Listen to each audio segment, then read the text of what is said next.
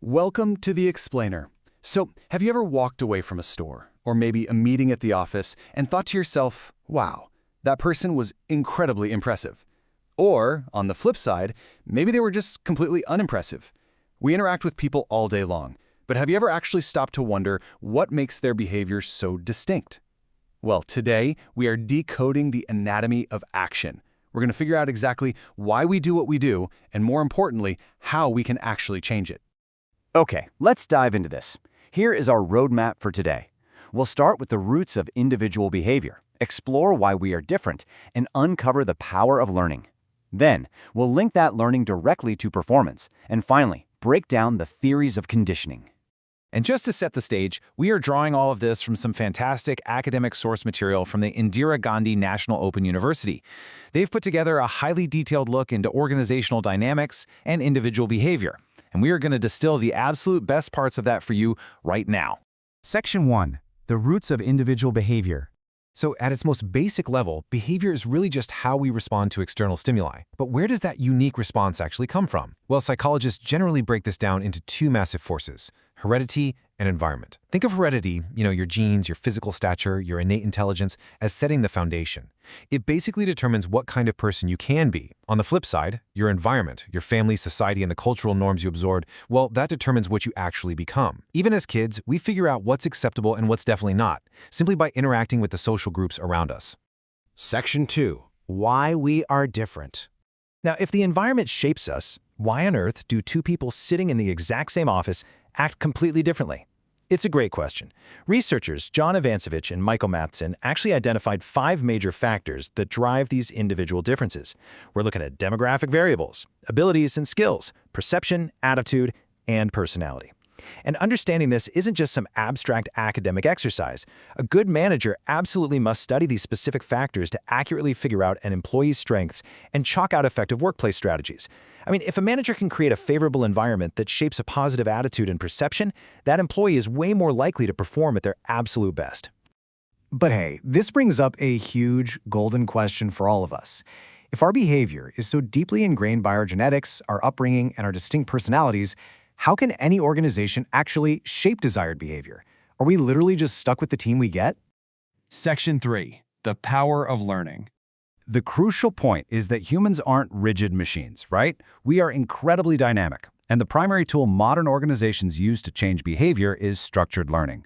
Psychologists define learning as a relatively permanent change in behavior, which occurs as a result of experience or practice. And notice that word experience. It doesn't just mean direct hands-on practice. It heavily involves social learning. That's where we fundamentally change our own behavior just by watching and imitating the successes and the blunders of the people around us. Also, that word permanent is key here. A temporary change just because you had an extra cup of coffee or you're feeling fatigued, that doesn't count as true learning. And the real-world results of this kind of experiential learning, they're profound. Take a 1988 study by the UK Institute for Employment Studies. They looked at the country's best-known organizations and found that structured learning experiences caused highly specific cognitive shifts in managers. After these learning interventions, the managers didn't just have new trivia in their heads, their actual day-to-day behavior changed. They developed a much broader strategic overview. They became way more proactive. They learned to actually reflect on their mistakes, and they drastically increased their self-awareness. Many even toned down aggressive behaviors just based on direct feedback from their peers. It's a real game changer. Section 4. Linking learning to performance. All right, so we've established that learning changes behavior, but how exactly does that newly acquired behavior translate into tangible workplace performance? Well, researchers Stephen and Marianne Vaughn identified 4 key factors that dictate voluntary behavior and performance. First up is ability, which is just your raw capability to do a task. Next is role perceptions. Do you actually understand what behavior is appropriate for your specific job? Then there's motivation, meaning the intensity and direction of your effort. And finally, situational contingencies, basically the environmental conditions you're stuck working in. What's absolutely vital to take away here is that aside from a person's raw inherent capabilities, practically every other aspect of these performance factors can be actively shaped and learned. To put that into perspective, look at this B.D. Hewitt study on the best employers in India. It brilliantly illustrates how top companies practically link continuous learning and performance to distinct structured rewards. They found that 90% of these top companies explicitly link performance management to pay decisions. Even crazier, top performers in these companies could receive 2 to 3 times the average salary increase. They are purposefully creating environments where continuous learning boosts performance, and that performance is directly tied to highly motivating outcomes. Section 5. Theories of conditioning. So how exactly do we learn these behaviors on a psychological level? Let's start with classical conditioning. Simply put, this is learning by building a stimulus-response bond. It happens when you repeatedly link a conditioned stimulus, which is just a completely neutral trigger, with an unconditioned stimulus that naturally creates a reaction. Now, I know that sounds a little dense and academic, so let's look at a really famous historical example to clear the whole thing up. You've probably heard of Ivan Pavlov and his famous experiment with dogs, right? In step 1, he presented food to a dog, which naturally caused the dog to salivate. The food is the unconditioned stimulus. Then, in step 2, he started ringing a bell right before giving the food. He did this over and over again. Eventually, we reached step 3. Pavlov could just ring the bell, and the dog would salivate, even if there was absolutely no food in sight. The dog had formed this incredibly powerful, unconscious association between the bell and the food. Now, you might be wondering, what does a salivating dog have to do with the workplace? Well, consider training an airplane pilot.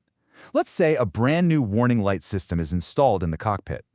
During training, every time the plane drops below a safe altitude, a red light flashes and the pilot has to pull up.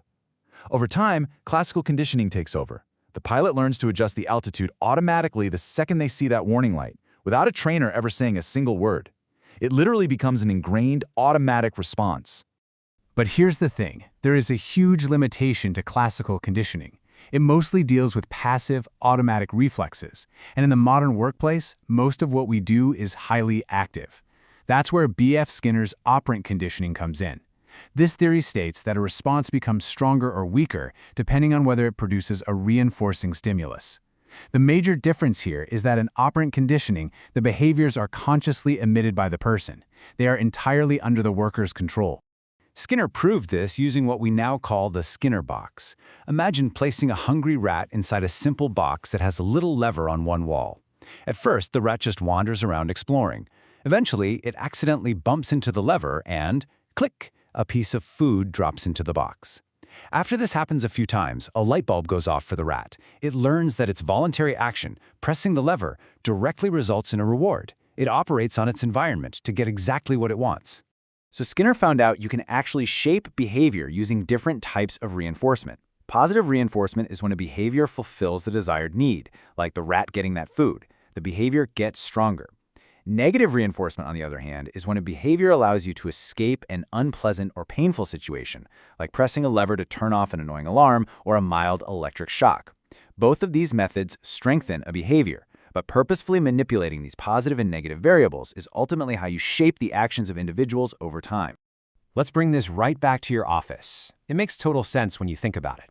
Whenever you go above and beyond on a project and absolutely crush it, and your boss calls you out in a meeting to appreciate your hard work, that praise is positive reinforcement. Just like the rat and the food, your boss's praise actively strengthens your desire to emit that high-performing behavior all over again in the future. This whole idea is beautifully tied together by Edward Thorndike's famous law of effect. It dictates that responses which are accompanied or closely followed by reinforcement will be more likely to occur, and those accompanied by discomfort will be less likely to occur. It's such an incredibly simple rule, but it governs almost every voluntary action we take in an organizational setting. Which leaves us with a pretty fascinating question to ponder. If learning is constant, and if almost every single workplace interaction is a subtle form of operant or social conditioning, what behaviors are you accidentally reinforcing today? Are you praising the right actions? Are you maybe ignoring the behaviors you actually want to see more of?